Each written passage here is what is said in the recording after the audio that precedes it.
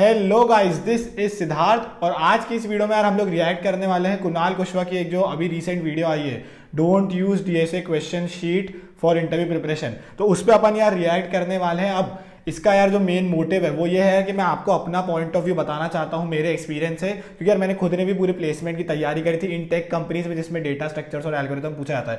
तो यार मैंने खुद जब ऐसे बिना कोई डीएसए शीट के सॉल्व करना का ट्राई करा था या फर्स्ट सेकंड ईयर में, तो मेरा क्या एक्सपीरियंस था, और उसके बाद जब मेरे को एक प्रिसाइज क्वेश्चन का ऑर्गेनाइज शीट मिली थी तो मेरा क्या एक्सपीरियंस था और क्यों मेरे को लगता है कि बेस्ट होता है डीएसए शीट से आप यदि करोगे। अब अपन वीडियो का रिव्यू करते हैं और ये मेरी तरफ से पूरा ऑनेस्ट रिव्यू होगा जितना भी मेरा एक्सपीरियंस है, क्योंकि मैंने काफ़ी सारे क्वेश्चन लगा रखे हैं। आपको मैं यदि क्वेश्चन ही बताऊँ तो देखो, आपको मैंने लीड कोड पे 202 क्वेश्चन लगा रखे हैं, फिर इंटरव्यू बिट में मैंने आप देखो 183 क्वेश्चन लगा रखे हैं, जीएफजी में आप यदि देखो सॉल्व का मैंने टिक कर रखा है तो 130 क्वेश्चन जीएफजी में, हैकर रैंक में 100 क्वेश्चन, कोड फोर्सेज में मैंने कॉम्पिटेटिव कोडिंग बहुत कम करी थी, मैंने A2 से कुछ क्वेश्चन करे थे तो 91 क्वेश्चन कर रखे हैं, और कोड सेफ पे मैं लॉन्ग चैलेंजेस देता था तो मैंने ये कितने क्वेश्चन 27 और 7 मतलब पार्शियली सॉल्व थे तो 34। तो इन टोटल आप देखोगे तो मैंने 740 के लगभग क्वेश्चंस बहुत सारे कर रखे। तो मैं आपको यार मेरा एक्सपीरियंस भी बताऊंगा कि मेरे को क्या क्या चीज़ें हेल्प करी थी और इसमें से जो बोल रहे हो वो मेरे हिसाब से क्या गलत है। ठीक है, तो चलो अपन सीधा वीडियो पे चलते हैं। Hey everyone, Hello welcome back to everyone. my channel, and in this video I'm going to share some tips if you are preparing for a coding interview. So let me first tell you like a little bit of a background. A lot of folks have reached out to me, and also let me know in the comment section below if you can relate to this. So they're like, Kunal, when we are practicing data structures, algorithms and lead code and all these other things, preparing for our interviews, but the problem that we are facing is that when we are given a question, let's say the interviewer gives you a question on an online or an off-site interview, or you are doing your online coding rounds, for example, you're given a question in that. So the problem that many students are facing, they tell me, is we are able to think the logic, but we are not able to code it. So तो ये वाला जो होता है कि बहुत यार जब अपन स्टार्ट भी करते हैं ना कोडिंग में तो ये बहुत दिक्कत आती है कि अपन को यदि लॉजिक समझ में आ रहा है तो समझ में नहीं आ रहा कि उसका सिमिलर कोड कैसे लिखे कंप्यूटर में, है ना, सारी चीज़ें वो वाली दिक्कत होती है मोस्ट कॉमन। तो ये बात तो सही है। हिंदी जैसे कि we know how to solve the question, हमें लॉजिक पता चल जाता है, बट उसको कोड कैसे करना है उसमें दिक्कत आती है। So translation, they are able to understand what's the logic behind the solution, but when they are asked to code the solution they can't do it. some test case fail or something fails or whatever, right? ऐसा होता है most commonly. And when I asked what is their preparation strategy, how do they prepare for their interviews, I found a very common mistake that students make when preparing for their coding interviews for big tech companies like FANG type companies or other companies that ask lead code type questions. And the mistake that folks are making is that they are referring to a particular like DSA problem sheet that is. अब यहाँ पे मेरे को mistake find हुई है। Mistake ये है कि आप जो प्रॉब्लम यदि सुनो इसको तो ये प्रॉब्लम थी क्या कि आपको लॉजिक समझ में आ रहा है लेकिन कोड लिखते नहीं आ रहा। अब ये प्रॉब्लम आती कब है मैं आपको सीधा बताता हूँ। आप खुद सोचिए प्रॉब्लम कब आती है कि कोई भी आप चाहे कोई प्रॉब्लम शीट से क्वेश्चन कर रहे हो या आप सीधा जाके किसी वेबसाइट पर क्वेश्चन कर रहे हो, आप यदि सिर्फ क्वेश्चन को देख के उसका यदि सॉल्यूशन देख के पढ़ के यदि समझ के ऐसे सारे क्वेश्चन कर रहे हो तो आपको ये नहीं समझ में आएगा कि इस लॉजिक को कोड कैसे करना है, और तब आप नहीं समझ पाओगे कि लॉजिक को लिखते कैसे। लेकिन यदि आप मान लो सीधा वेबसाइट से कोड कर रहे हो या कोई शीट से कोड कर रहे हो और आप लॉजिक समझ रहे हो उसके बाद कोड कर रहे हो तो आपको यार समझ में आते आएगा कि लॉजिक को कोड में कन्वर्ट कैसे करना है। तो इसमें यार शीट से कर रहे हो या कहीं से भी कर रहे हो उससे कोई फर्क नहीं पड़ता। ये आपका फर्क पड़ता है कि आप गलत अप्रोच से क्वेश्चन कर रहे हो। आप क्वेश्चन शायद कोड नहीं कर रहे हो, लिख के नहीं देख रहे हो, आप बस देख ले रहे हो आंसर क्या है इसका, तो उस वजह से होती है ये mistake. Has been circulating everywhere, right? And I will tell you in this video why that is a bad approach. And I will tell you why that is the best approach. और मैंने खुद ने भी यार जो sheet एक use करी थी फाइनल इंटर्नशिप और प्लेसमेंट के लिए, और वो मैंने यार आप लोग के साथ शेयर भी कर रखी 9 महीने पहले मैंने एक वीडियो डाली थी तो उसमें मैंने बताया कि कैसे कैसे स्ट्रक्चर करके बताते हैं। अब मैं आपको उससे रिलेट करके पूरे वीडियो में बताते आऊँगा। मेरी शीट से मैं ये नहीं बोल रहा मेरी शीट बेस्ट है ये है, आप खुद अपना दिमाग लाओ, अलग अलग शीट दे दो और आपके हिसाब से जो आपको अच्छी लगेगी वो आप करो, और नहीं करनी शीट तो वो मत करो, वो आपका दिमाग ला के अपन को करना है। अब अपन देखते हैं, ठीक है, To go and why people fail using that approach. So if you many people have cracked many different companies जिसके बहुत अच्छे अच्छे पैकेज है, सारे डीएसए बेस्ड इंटरव्यू थे, तो फेल तो ऐसा होता नहीं है। क्या पता कुछ टेस्ट केस इनके पास जो लोग इनको मैसेज करते होंगे। don't know about it, some folks have like in online there are like a few DSA sheets, like 300, 200, 400 questions, and if you do these questions, you are basically preparing for your interview or whatever that may be. That is the wrong approach. That is not how you solve data structures algorithms question, be that when you're preparing for your interview or whatever, right? That's not how you do it. In this video, I will also share how to prepare for your coding interviews. So make sure you like, share, subscribe. And if you have any suggestions from your own coding interviews, let me know in the comment section below. So reason number one why this is a waste of time is because you are limiting yourself to just those like 300, 400 questions.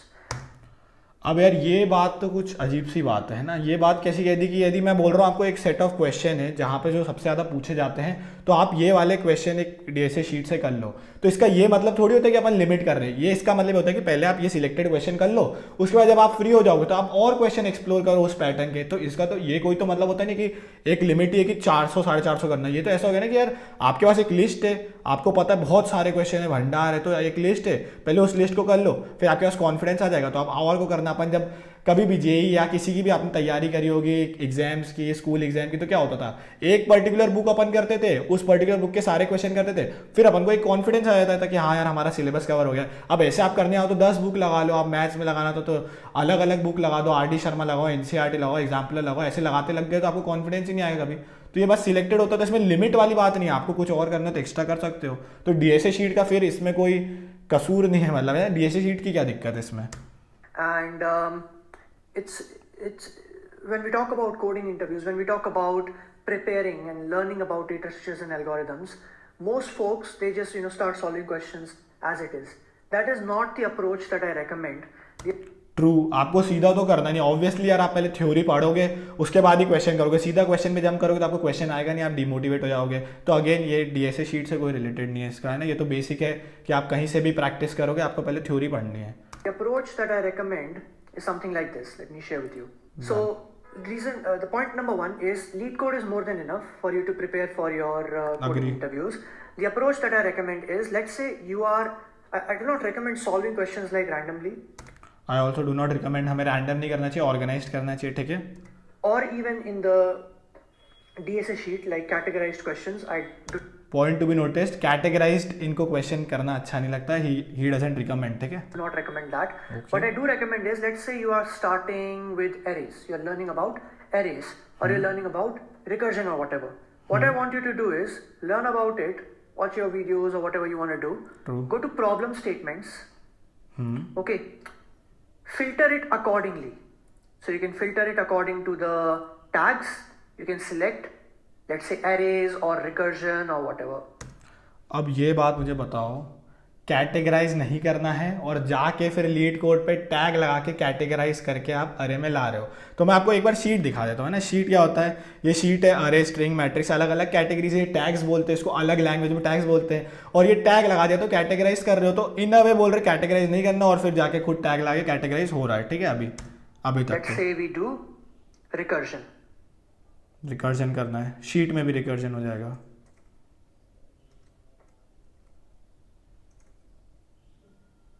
Here we go. So here we have recursion. Step number one. So let's say you're learning about recursion. You will filter it according to recursion. That's step number one. Then you will sort it according to the difficulty. अपने question जो DSA sheets होती है, mostly जितनी भी DSA sheets हैं यहाँ पे out internet पे, वहाँ पे भी ऐसा है कि वो एकदम easy to medium, medium to hard ही कर रहे हैं, एकदम एग्जैक्ट ऐसे हार्ड मीडियम ऐसे इजी नहीं करते, तो वो शॉर्ट शीट में भी होते हैं। Okay, difficulty, easy, medium, hard or whatever. Now it's sorted.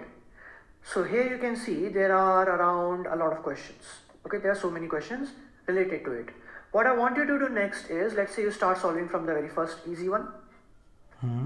The questions that have a lot of thumbs up, solve those.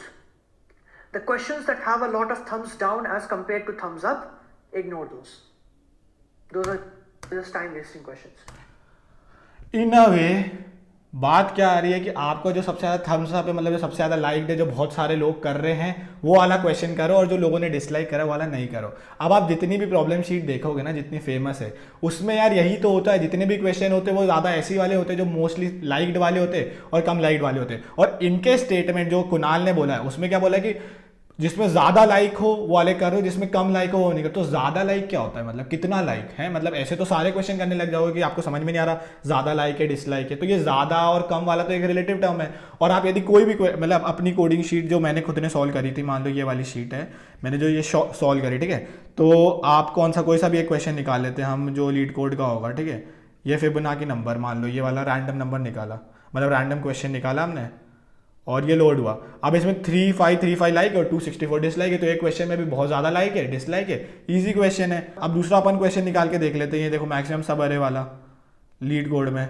अब इसमें देख लो मीडियम है 11670 लाइक 360 डिसलाइक। तो इसमें मतलब जितने भी कोडिंग शीट है उसमें यार ज़्यादातर वही वाले सारे क्वेश्चन इंक्लूडेड रहते हैं जो मोस्ट कॉमनली आस्क्ड होते हैं कोडिंग कंपनीज में, और वो अधिकतर लाइक्ड ही होते हैं। तो ये वाली चीज़ तो आप मतलब घुमा फिरा के वही बोल रहे हो कि क्वेश्चन कैसे सिलेक्ट करना है बस, और कैसे हुआ। That is step number 1 overall. The step number 2 is I want you to make a journal for every topic. So while you are solving questions related to recursion, you will find patterns in these problems. True. You'll be like, okay, let's say you're solving dynamic programming questions. You will find patterns in dynamic programming. You will find something like 0-1 knapsack. Okay, and you will find if you're doing like graph, for example, you will find patterns like DFS, BFS, topological sort, shortest path algorithms or whatever.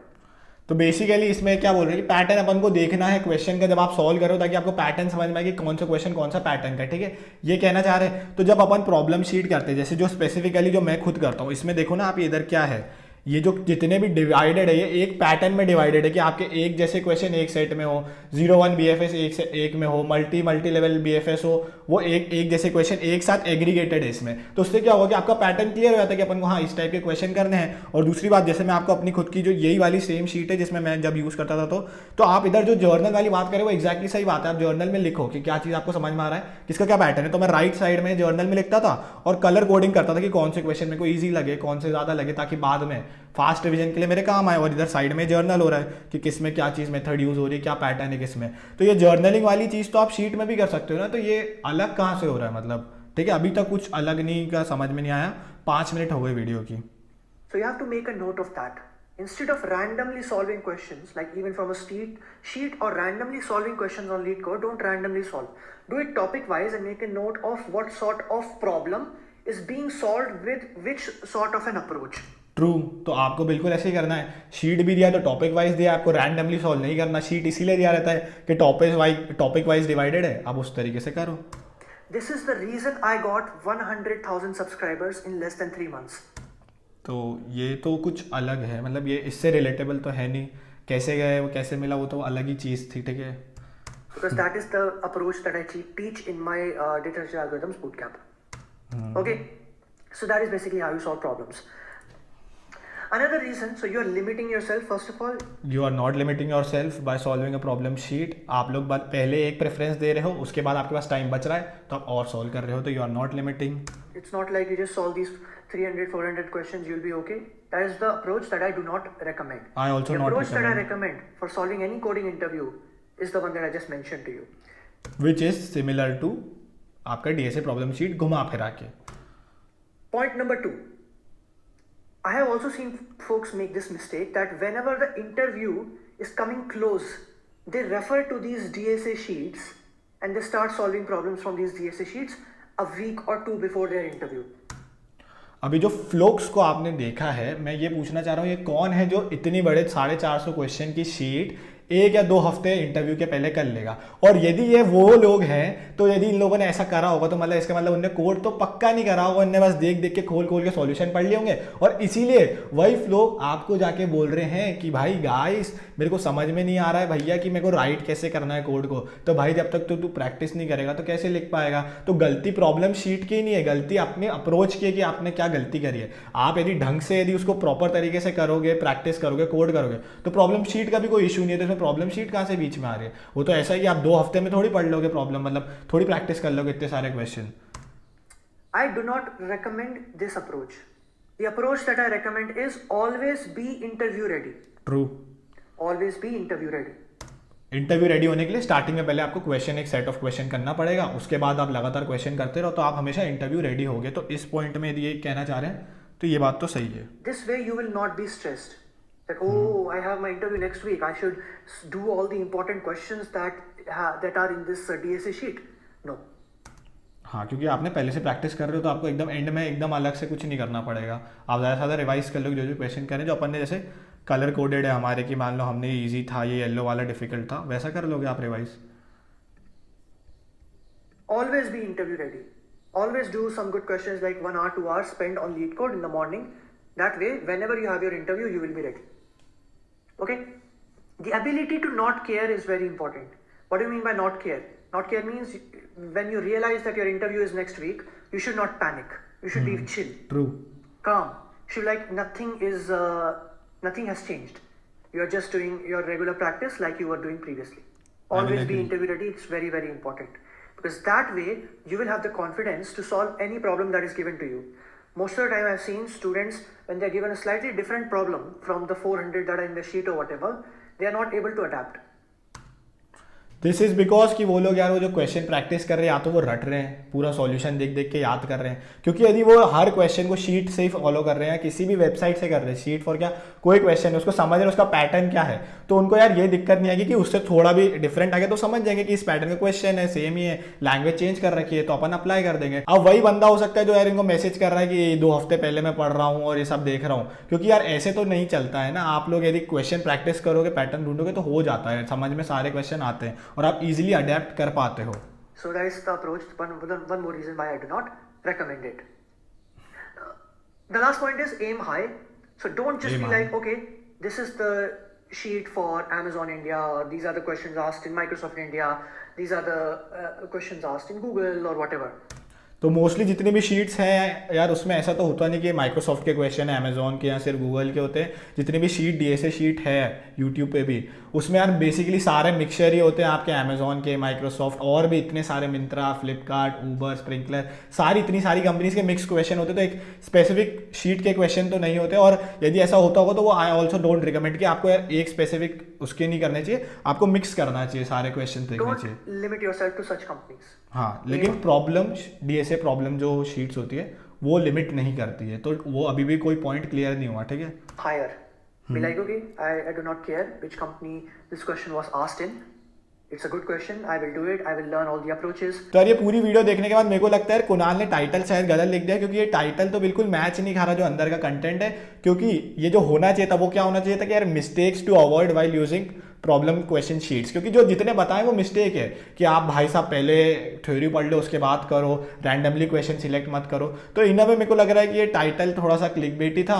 और दूसरी चीज़ मेरे को ये लग रही है कि यार जो कुणाल ने समरी यदि निकाले अपन तो क्या बोला है कि don't use DSA question sheet, आपको उसके बजाय क्या करना है, आपको जाना है लीड कोड के प्रॉब्लम सेट में और वहां जाके आपको करना है कैटेगराइज। और कैटेगराइज जब करोगे आप तो उसके बाद आपको जो क्वेश्चन सिलेक्ट करना है वो है लाइक और डिसलाइक के रेशियो में, और वो सिलेक्ट करने के बाद आपको ढूंढने हैं पैटर्न, कैसे आपको जर्नलिंग करके पैटर्न देखना है। तो यार यदि आपको मेरे को ना ये 3 इडियट की याद आ रही है, उसमें चतुराम मलिंगम होता है ना, उससे पूछते हैं, वैसे यदि इनसे पूछे हाउ टू प्रैक्टिस डीएसए तो ये वैसे ऊटला घूम फिरा के बोल रहे हैं। और यदि अपन रणछोड़ दास के डेफिनेशन में बोले तो इसको इन शॉर्ट बोलते हैं डीएसए प्रॉब्लम शीट, क्योंकि उसमें कैटेगराइज भी होता है, पैटर्न के हिसाब से होता है, ईजी टू मीडियम होता है, और आप यदि थ्योरी पढ़ने के बाद अच्छे से कर रहे हो तो आपकी अच्छे से प्रैक्टिस होती है। तो मेरे को ये लगता है, तो ये मेरा व्यू है। अब आपके क्या व्यूज है इस पे आप मेरे को जरूर कमेंट करके बताना, और आपको यदि अच्छा लगा वीडियो तो आप लाइक कर सकते हैं, और यदि आपको और ऐसे ही इंसाइटफुल कंटेंट और फनी और कोडिंग से रिलेटेड कंटेंट चाहिए तो आप लोग सब्सक्राइब भी कर सकते हैं। आज के लिए इतना ही, बाय बाय।